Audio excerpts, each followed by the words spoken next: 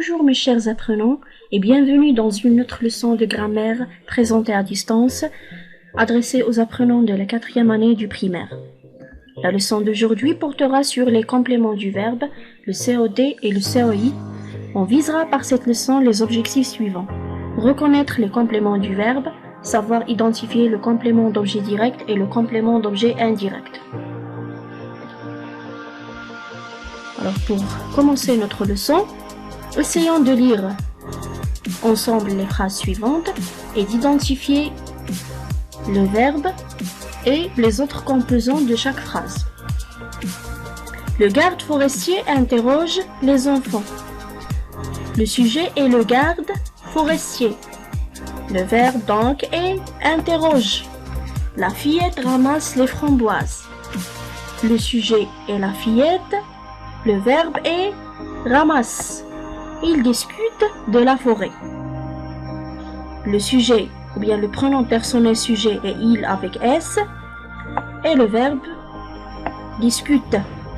Je téléphone à mes collègues. Le pronom personnel sujet est je.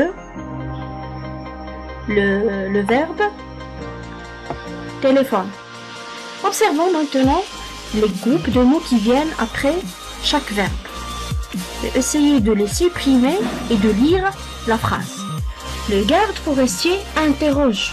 La fillette ramasse. Ils discutent. Je téléphone. Alors la première remarque, c'est que la phrase n'est pas complète, ou bien le sens de la phrase n'est pas complet. Et le sens du verbe n'est pas complet aussi. C'est pour cela qu'on a ajouté ces groupes de mots pour compléter le verbe et pour compléter le sens de la phrase. Et on les appelle les compléments du verbe ou bien les compléments d'objet. Maintenant, on va différencier entre le complément d'objet direct et le complément d'objet indirect. Lisons la première phrase. Le garde forestier interroge les enfants. Donc le complément du verbe est relié directement au verbe.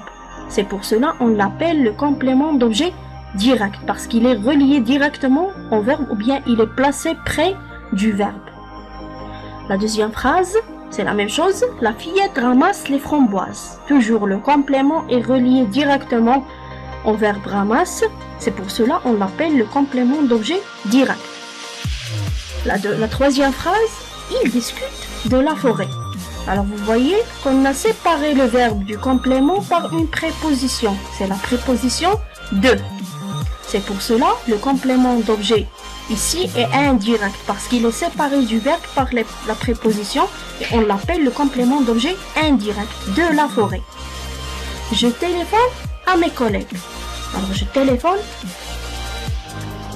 à mes collègues. Donc le complément d'objet est séparé du verbe par la préposition à